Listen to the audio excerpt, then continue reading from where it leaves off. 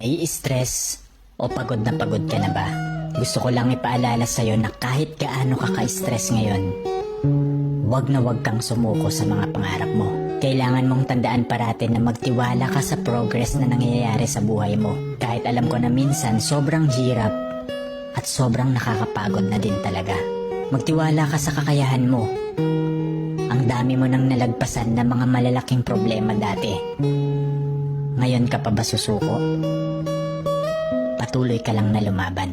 Yung pakiramdam mo ngayon na nahuhuli ka na sa buhay, siguro dahil nakikita mo yung mga kakilala mo o yung mga kaibigan mo, pakonti-konti may na-achieve na sila. Parati mong tandaan na lahat tayo ay may kanya-kanyang timeline sa buhay.